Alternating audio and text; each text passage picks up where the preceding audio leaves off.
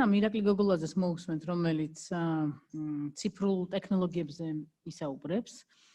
Აქვე მინდა აღნიშნო, რომ ჩვენ ძალიან ბევრი ხალხი გვისმენს ონლაინ, ანუ რამდენიმე უცხოეთიდანაც და რამდენიმე კომენტარი მოვიდა, რომ კონფერენცია ძალიან საინტერესოდ მინდისო და კარგია, რომ დაინტერესება საკმაოდ მაღალია ამ შემთხვევაში. და ზუსტად ესეც მის გამოძახილია წინა წლებთან შედარებით, რომ როგორ უცებ მივეჩვიეთ ონლაინ მუშაობას და შეიძლება სხვა ქვეყნიდან ჩაერთო, რა ვიცი, ზოგჯერ ხისწვერიდანაც კი შეიძლება ჩაერთო. გთხოვთ ირაკლი მომბრძანდით და ჩვენ კიდე მივესალმებით ჩვენს დამსწრეებს, რომლებიც მოთმინებით გვისმენენ და დიდი ინტერესით. გამარჯობა.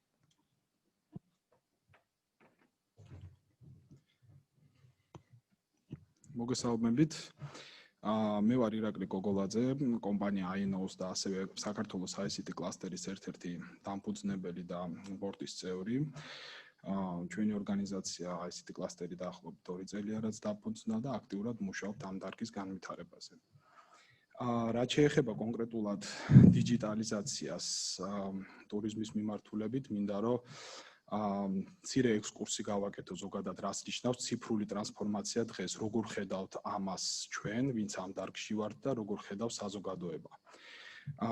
ხშირად საზოგადოების მხრიდან დიჯიტალიზაცია აღქმული არის, რომ სამყარო ის რაც რეალურია და ხელშესახები გადადის ციფრულში და ვირტუალურ სამყაროში. ეს გარკვეულწილად ხდება, თუმცა მისი სრული გადადინება არის უტოპია და ასე ვთქვათ, ეს არ არის გეგმა, რომელსაც მისდევს ჩვენი დარგი. დღეს ჩვენ ვიმყოფებით ნამდვილად ტექნოლოგიური რევოლუციის ეპოქაში, რომელიც აერთიანებს ფიზიკურ და დიჯიტალ რესურსებს. ამიტომ ამ ეპოქას ეწოდება მეტაფიზიკური. რამოდენიმე მაგალითს მოვიყვან, მაგალითისთვის Amazon-ი, რომელიც კლასიკური ონლაინ მაღაზია იყო და დღესაც წარმოადგენს ერთ-ერთ უდიდეს ონლაინ მაღაზიას, დაიწყო ფიზიკური მაღაზიების გახსნა. თუმცა იქ თქვენ ვერ ნახავთ მოლარეს. ანუ ეს არის შერწყმა ფიზიკური სივრცის და ტექნოლოგიების ისეთი სახით, რომ ორივე ხელმისაწვდომი არის. ეს არის ზუსტად ის მომავალი ტრადიციული დარგები, როგორ უნდა გადაედინონ ციფრული ტრანსფორმაციისკენ.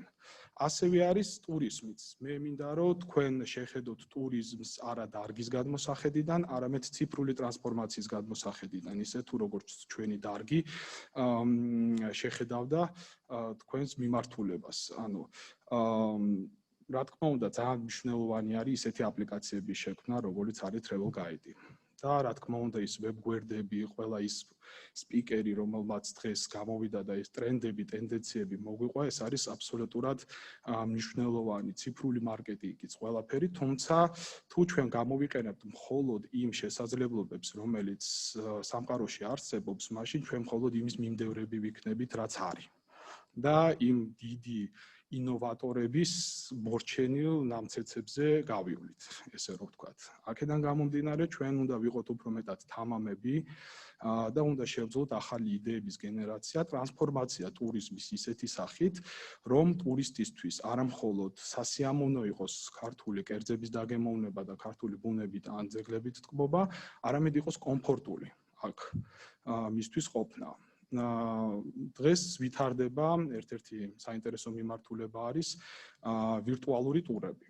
ალბათ გაგიგიათ ამის შესახებ. ნამდვილად საინტერესოა, თუმცა ჩემთვის როგორც ერთის მხრივ დარგის სპეციალისტისთვის, მეორეს მხრივ როგორც აქტიური ტურისტისთვის, იმიტომ რომ მიყვარს მოგზაურობა, ეს არ არის საკმარისი. ანუ მე იმ ემოციას ვირტუალური ტურისგან ვერასდროს ვერ მივიღებ, რასაც მივიღებ რეალური შეხებისგან იმ დღესასწაულებზე, რომელიც ჩვენ საქართველოში და ზოგადად კავკასიაში და მსოფლიოში მრავლად არის.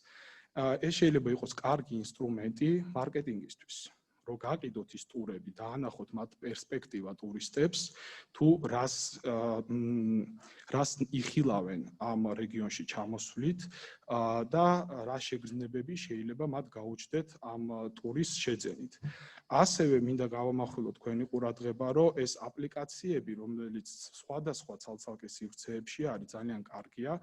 მაგრამ დიჯიტალიზაცია და ტექნიკური განვითარება მიდის იქითკენ, რომ თავი მოუყაროს ამ ყველაფერს. ანუ რისთვის ვიყენებთ მობილურს, რისთვის ვიყენებთ ტექნოლოგიებს და სხვადასხვა აპლიკაციებს. ეს არის გზა გავიმარტივოთ ცხოვრება, დატვირთული და საკმაოდ ამაღლებული ტემპი, ცხოვრების ტემპის ფარგლებში მივიღოთ ის წილი კომფორტისა, რომელსაც ჩვენ ეს დიჯიტალ თულები, დიჯიტალ ხელსაწყოები გვაძლევს. ამიტომ ერთის მხრივ უნდა შეიქმნას ბევრი აპლიკაცია, მაგრამ მეორეს მხრივ უნდა შეიქმნას პლატფორმები, რომელიც მათ გააერთიანებს. თქვენ ტურისტამდე უნდა მიიტანოთ საშუალება არა მასთან, ასე ვთქვათ, სახლში ჯდომით მიუტანოთ ვირტუალური ტური, რომელთაც ის იმ ემოციას ვერ განიცდის. არამედ კომფორტი, რომელიც სახლში, საკუთარ ქვეყანაში და საკუთარ ქუჩებზე, რომელსაც ძალიან კარგად იცნობს, მოუტანოთ მას აქ, როდესაც ის ჩამოვა საქართველოში, აზერბაიჯანში და სომხეთში, აირჩევს ტურს, დაგეგმავს და ეს აპლიკაციები დაეხმარებიან მას ამ ტურის მართვაში. ასევე მნიშვნელოვანი არის, ესე ვთქვათ, ტუროპერატორებისთვის არა მხოლოდ იმ პერსპექტივის მიწოდება, რომელიც თითოეულ ტურს შეიძლება ჰქონდეს, არამედ იმ შესაძლო გაფრთხილებებისაც, რომელსაც შეიძლება ტურისტისთვის მნიშვნელოვანი იყოს. არის გზები, რომელზეც არ შეიძლება გარკვეული ამინდის პირობებში გავლა, არის ობიექტები, რომელშიც არასასურველი არის ტურისტისთვის ვიზიტი. ამიტომ ეს უნდა იყოს რაც ერთიანი სივრცე, ყოველ შემთხვევაში თქვენი მიმართულებით, ტურიზმის მიმართულებით მე თვითონ ვისურვებდი ყოფილიყო სივრცე, რომელშიც მე ერთის მხრივ მექნებოდა კომფორტი ჩემი ტურის დაგეგმვის, წინასწარ სანამ ჩამოვიდოდი რომელიმე ქვეყანაში და ამავდროულად ეს ყოფილიყო ჩემი მეგობარი, რომელიც შემახსენებდა რომელ საათზე სად უნდა წავიდე, რა ჩემი ინტერესების მიხედვით არეალიდან გამომდინარე მეტყოდა რა ღონისძიებები ტარდება და ასევე გამაფრთხილებდა იმის შესახებ, რომ თუ თქვა თვალისთვის დაგეგმილი ტურს რაღაც რისკი ემუქრება, იმიტომ რომ ამინდი გაფუჭდა და იმ გზაზე არ შეიძლება უამინდობაში სიარული, რომ მე ფაქტის წინაშე არ დამდგარიყავი და ამით ჩემი შეგრძნებები რაღაცნაირად სერიალფერი არ მიეღო და მომცემოდა საშუალება გადამეგეგმა ჩემი ტური. ამიტომ შევაჯამებ მოკლედ მე მინდა თქვენ შეხედოთ დიჯიტალ ტრანსფორმაციას და ზოგადად ICT სექტორს როგორც ინსტრუმენტს, რომელიც ნებისმიერ ტრადიციულ დარგს ეხმარება მეტ აუდიტორიას მიწვდეს, გაამარტივოს წვდომა, მიგიყვანოთ თქვენ ბიზნესი, კონკრეტული ობიექტი პიროვნებამდე, რომელიც ფიზიკურად თქვენი ობიექტის წინ არ დგას, მაგრამ მნიშვნელოვანი არის რა? ხელსაწყოების სწორად გამოყენება. როგორც ლურს მას ვერ ჩააჭედებთ, დანით, ისევე, ასე ვთქვათ, არასწორი ინსტრუმენტების, არასწორი გამოყენების შემთხვევაში თქვენ შეიძლება არათუ ვერ მიიღოთ შედეგი და დახარჯოთ ფული, არამედ უარყოფითი შედეგზეც კი გახვიდეთ. აქედან გამომდინარე, ჩემი რჩევა იქნება, რა თქმა უნდა და სურვილიც, რომ ზოგადად ამაღლდეს დარგის მიმართ გაგება ბიზნესში, განათლების მხრივ, მაგრამ არსებობენ საქართველოში კომპანიები, რაც სასიხარულოა, რომელიც არიან ექსპერტები ამ მიმართულებით და თუ კი თქვენ გრძნობთ, რომ ის ცოდნა და გამოცდილება თქვენს კომპანიაში არ არის და თქვენ, ასე ვთქვათ, გჭირდებათ რაღაც რჩევის მიღება, აბსოლუტურად ყველა IT კომპანია მზად არის, რომ ეს რჩევა თქვენ მოგცეთ პირადად. მეც მზად ვარ აბსოლუტურად უსასყიდლოდ, იმიტომ რომ ნებისმიერი დარგის, ტრადიციული დარგის განვითარება დიჯიტალიზაციის კუთხით განვითარებს ჩვენ. გვაძლევს საშუალებას შევქმნათ პროდუქტები არა მხოლოდ თქვენთვის, ლოკალური მომხმარებლებისთვის, არამედ ეს შევქმნათ ისეთი პროდუქტები და ინოვაციები, რომლებიც გავლენ საზღვრებს გარეთ და დაიპყრობენ მსოფლიოს. მადლობა ყურადღებისთვის. შეიძლება კომენტარი გავაკეთო. იმდენად საინტერესოა ეს თემა, ჩვენ რომ შევაფასოთ დღევანდელი რეალობა საქართველოში უსაფრთხოებასთან მიმართებაში. თქვენ ახსენეთ, რომ მეც მოგზაური ვარ. ესე იგი, ჩვენ რას ვცდილობთ, ანუ ინდუსტრია ტურიზმის, იმის ნაცვლად, რომ თქვენი შემოთავაზება გამოვიყენოთ და მე ვარ დარწმუნებული, რომ უფრო მოკლე დროში მოხდება ეს ვიდრე, ჩვენ ამის ნაცვლად ვცდილობთ, რომ სერვის პროვაიდერებს, გიდებს, ღოლებს თუ ნებისმიერ პლენერს ვასწავლოთ, როგორ დაიცვას ადგილზე უსაფრთხოება. ანუ ინფრასტრუქტურულად გარწმუნებთ, რომ უახლოესი 10 წელი ალბათ ვერ დავძლევთ ისეთი ქვეყანა გვაქვს უბრალოდ მთაგორიანი და ძნელად მისადგომი, რომ იქ შევქნათ ჩვენ უსაფრთხოება ადგილზე, ბილიკი იქნება ხიდი, მდინარე თუ ამინდი თუ ნებისმიერი და ანუ თუ გამოვიყენებთ, ეს ახლა მომინდა აზრად უბრალოდ რომ ჩვენ თუ ინტენსიურად გამოვიყენებთ თქვენ შემოთავაზებებს, უფრო წინ ვიქნებით.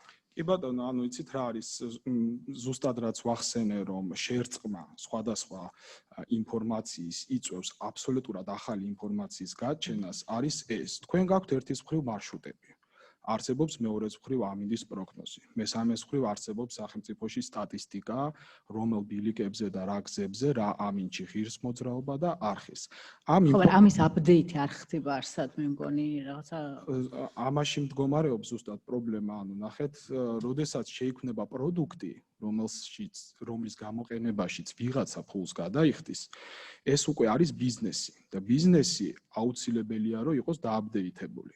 შესაბამისად, თუ ჩვენ შევრწყავთ ამ მონაცემებს და შევქმნით პროდუქტებს, რომელიც ტურისტს მისცემს, ყველა ტურისტი არ იქირავებს გიდს და არა იმიტომ, რომ მას ამის საშუალება არ აქვს. უბრალოდ არიან ტურისტები და მე თავად მიყვარს ქალაქის და ქვეყნის ჩემით აღმოჩენა, ძალიან ბევრს დავდივარ და ამისთვის ტურისტი იმას რაღაც თავისი ელფერი აქვს, რომ შენ თვითონ იპოვო ის ქუჩები და შენ თვითონ გაეცნო ღირსშესანიშნაობებს. მაგრამ აპლიკაცია, რომელიც შენ, ასე ვთქვათ, საჭიროების შემთხვევაში შენ გვერდით არის, გაძლევს გაფრთხილებებს, იცავს შენ ინტერესებს, ეს არის ექნება ყველას მობილურში, ნამდვილად, იმიტომ რომ ის ზედმეტ ადგილს არ იკავებს და მაწვდეს მე საჭირო ინფორმაციას და ჩემგან გარდა იქ ალბათ რაც subscription-ი იქნება და ფინანსებთან არის დაკავშირებული, მაგრამ ეს არ არის იმხელა ფინანსებთან დაკავშირებული, რომ მე ეს არ გამოვიყენო. გარდა ამისა, რომ ზრდის უსაფრთხოებას, მაძლევს კომფორტს, მიქმნის, ასე ვთქვათ, საშუალებას cross selling-ის, ანუ მე მივდივარ რაღაცა კონკრეტული ადგილის მოსანახულებლად, მე მაგალითსაც მოვყვები, მაგრამ იმ ადგილას არის კიდე რაღაცა ღონისძიება, რომელიც ხდება ჩემს ინტერესების სფეროში. წელს აი ამ ტურიზმის, შიდა ტურიზმის, ასე ვთქვათ, ხელშეწყობის მიზნით ჩვენ კომპანიამ ერთი კვირით გადავიტანეთ ოფისი ყაზბეგში, ერთ-ერთ სასტუმროში, მთელი კომპანია იქიდან მუშაობდით. ჩამოსვლის შემდეგ ერთ თვეში აღმოვაჩინე, რომ თურმე იმ პერიოდში ჩატარებულა რაღაცა ფესტივალი ყაზბეგში, მუსიკალური ფესტივალი, რომლის შესახებაც არ ვიცოდი და ძალიან გული დამწყდა, როდესაც მეგობრებისგან ნახე კადრები. თან ამხელა ეს ყაზბეგი ერთი ციცქნა არის, მაგრამ ჩვენამდე არც ხმა მოვიდა და არც მუსიკა სამწუხაროდ. ამიტომ იმის თქმა მინდა, რომ რო ყოფილიყო აპლიკაცია, რომელიც ჩემი ინტერესები, რაც მაქვს მე მონიშნული აპლიკაციაში, ზოგადად რა შეიძლება მაინტერესებდეს. წინა დღით მეტყოდა, რომ ესეთი რაღაცა ხდება, მთელი სამსახური წავიდოდით და ვიქნებოდით იმ ფესტივალზე, იმიტომ რომ ძალიან კარგი არის, როდესაც ესეთი სოციალიზაცია ხდება ჯგუფური. სწორედ ამაზე მაქვს საუბარი, ანუ გარდა იმ პირდაპირი ასე ვთქვათ, ბიზნეს ველიუსი, ეს იძლევა საშუალებას, რომ დამატებითი შემოსავალი, დამატებითი დანახარჯები დააგენერიროს ტურისტმა ქვეყანაში. ეს მე მგონი ყველასთვის ძალიან მნიშვნელოვანი არის. ის მნიშვნელოვანია, რომ თქვენ როგორც მოგზაური და თავისთავად ტურისტი ხართ ჩართული ამ პროექტში, იმიტომ რომ თქვენ სულ სხვა კუთხით ხედავთ ამას, იმიტომ რომ უშუალოდ თქვენზე აისახება და თქვენ ახსენეთ კომფორტს მიქმნის. მე ვფიქრობ, რომ დაცულობასაც ქმნის პირველ რიგში და ჩემთვის ეს ახლა აღმოჩენაა პირადად და დარწმუნებული ვარ ამას სხვა ტუროპერატორებსაც გავუზიარებთ, იმიტომ რომ აი რაც ვთქვი, რომ ნაცვლად იმისა, რომ შეიძლება რაღაცებზე საყვედურობდეთ, რატო არის ბილიკი თუ ხიდი არა უსაფრთხო, ამის ნაცვლად ჩვენ შეგვიძლია გაფრთხილებები გავაკეთოთ, კონკრეტული ლოკაციები მოვნიშნოთ და ასე შემდეგ. ამიტომ ძალიან საინტერესო იყო თქვენი ეს შემოთავაზება. დიდი მადლობა. მადლობა.